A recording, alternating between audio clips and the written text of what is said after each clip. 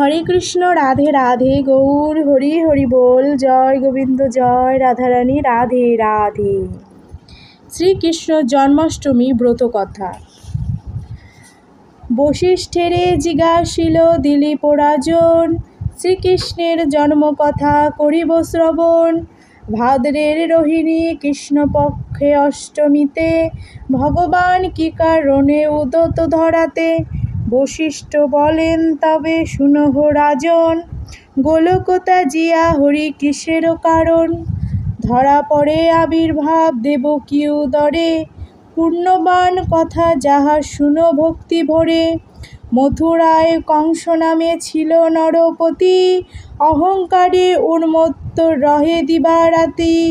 তার অত্যাচারে কষ্ট পেয়ে বসুন্ধরা, কৈলাসে মহেশ পাশে আসিলেন তরা।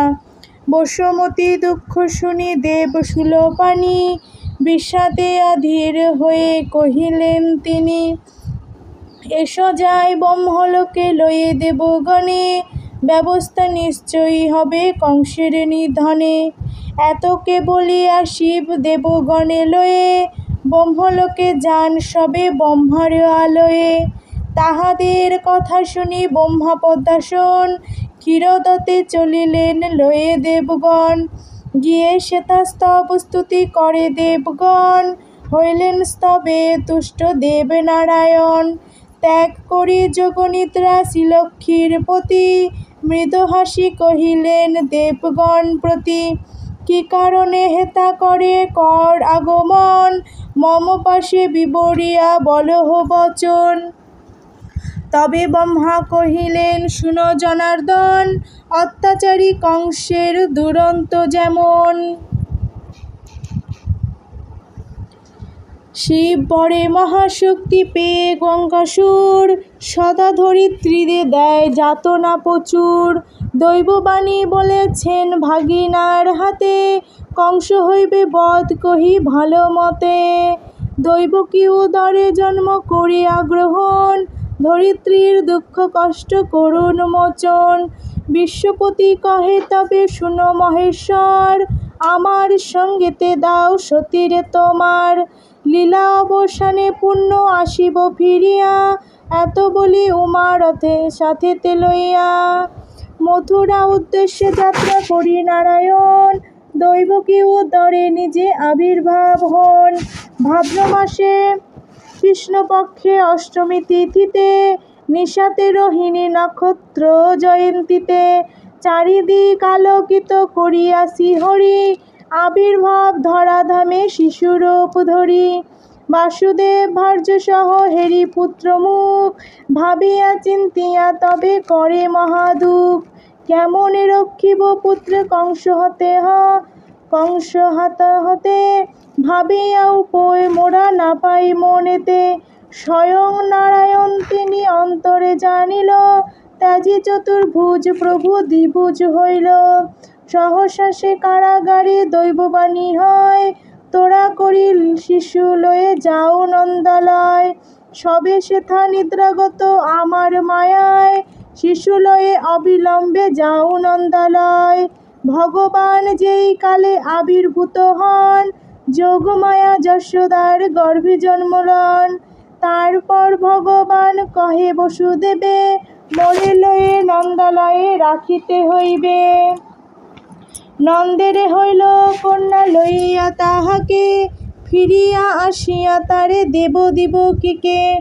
বসুদেব সেই কালে করিল গমন, কারাগৃহের লৌহাধার মুক্ত যে হইল। মেঘ ঘন ঘন করিছে গর্জন, বৃষ্টিধারা অবিরল হইতেছে পতন। স্বয়ং অনন্তদেব সর্বরূপ ধরি, কৃষ্ণ শিষ্য পরিরয় নিবারণে বাড়ি। ছত্র সমফনা তার করিয়া ধারণ, বসুদেব পশ্চাতে করেন গমন। বসুদেব হেন মতে চলিতে লাগিল, আসে যমুনার তটে উপনীত হল। বহিছে দুকুলে বন্যা বসুদেব ভাবে, এ দুর্যোগে কেমন এতে নন্দালয়ে যাবে। হায় কি হইবে বলি ভাবিতে লাগিল, অন্তর্যামী ভগবান অন্তরে জানিল। ঈশ্বরের মায়াতে জল আসে যে কমিয়া, শিবারূপে পার হয়ে যায় মহামায়া। তাহার পশ্চাৎ হয়ে বসুদেব যান, জলের মধ্যে মায়া করি পরে ভগবান। কাঁধে বসুদেব পূর্ণ শির হাত দিয়া, যমুনা সে বয়ে কৃষ্ণ নিজাগারে গিয়া। যমুনার স্বাদ পূর্ণ শ্রী হরি পাইয়া, কিছু পরে উঠে কৃষ্ণ উপরে ভাসিয়া। বসুদেব মহানন্দে তুলি লয় কোলে, পার হয়ে যমুনা আসিল গোকুলে। বসুদেব তারপর আসি নন্দালয়ে, দেখে যশোদার পাশে কন্যা শুয়ে আছে। মহামায়া প্রভাবেতে গোপ গোপী যত, নাহি জানে কেহ কিছু সবে নিদ্রাগত। যশোদাও পুত্র কন্যা কিছু না বুঝিল, জানে এক শিশু মাত্র জনম লভিল। যোগমায়া কন্যালয়ে দেবকীকে দিয়া, কারাগারে যথাস্থানে রহিল বসিয়া। যোগমায়ার মায়া বলে বন্ধন ঘটিল, পুনরায় কারাগারে আবদ্ধ হইল। যোগমায়া সত্যজাত শিশুর মতন, ক্রন্দন করিবা মাত্র জাগে রক্ষীগণ। কংস পাশে এক রক্ষী করিয়া গমন, দেবকীর জন্মে শিশু করে নিবেদন। কংসাসুর শুনিতা আসে কারাগারে, দেখিল কন্যা এক দেবকীর করে। ক্রোধে কংস উদ্যত কন্যা ধরিবারে, কন্যারে দেবকী বক্ষে জড়াইয়া ধরে। করিয়া মিনতি কংসে বলে আরবার, দাও রাজা প্রাণ দান কন্যারে আমার। না শুনে তাহার কথা মহাপাপী কংস, কন্যারে করিতে চায় চিরতরে ধ্বংস।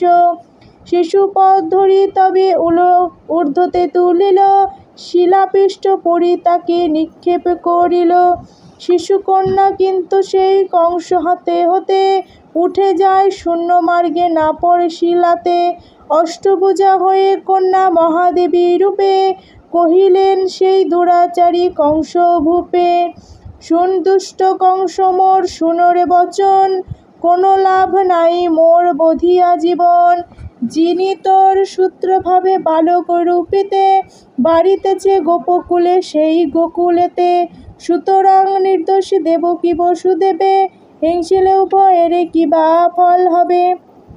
হেন বাক্য বলি কংস মাতা ভগবতী, কৈলাসে ধামেতে যান যথা পশুপতি। দৈবীর সে বাক্য কংস করিয়া শ্রবণ, অতি বড় চিন্তিত হইল তখন।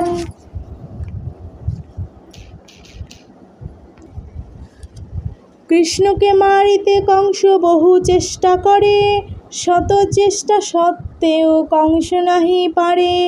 অবশেষে ধনুর্যজ্ঞ করে আয়োজন, কৃষ্ণ বলরামে কংস করে নিমন্ত্রণ। সেই যজ্ঞে কৃষ্ণ কংসে নিধন করিল, বসুদেব দেবকীরে উদ্ধার করিল। দয়াময় কৃষ্ণচন্দ্র লীলা প্রকাশিল, যে কারণে ধরা ধামে আবির্ভাব হইল। জন্মাষ্টমী ব্রত কথা সমাপন হইল, ভক্তবৃন্দ সবে মিলে হরি হরি বল। জন্মাষ্টমী ব্রত কথা যে করে পঠন, আর ভক্তি ভরে যারা করো শ্রবণ। পরম সুকৃতি লাভ হইবে তাহাতে, কৃষ্ণ নামে যত বিঘ্ন বিদরিত হবে। তাহার পরম সিদ্ধি লাভ সুনিশ্চয়, যতেক দুঃস্বপ্ন আদি হইবে ক্ষয়। প্রাতেগর্থ দান করিয়া যে জন, কৃষ্ণ অবতার করিবে স্মরণ। সেই জন সর্বপাপে বিমুক্ত হইয়া, পুণ্যধামে যান চলি বিমানেও চড়িয়া। জন্মাষ্টমী ব্রত কথা ধনপতি ধনে, শ্রোতাগণে হরিপ্রীত বারে দিনে দিনে। অতএব মহামোহ ত্যাজি বুদ্ধিমান, নিত্যতত্ত্ব কৃষ্ণ ভক্তি করুণ সন্ধান। শ্রীকৃষ্ণ জন্মাষ্টমীর ব্রত কথা এখানেই সমাপ্ত। হরে কৃষ্ণ, রাধে রাধে, গৌর হরি হরি বল।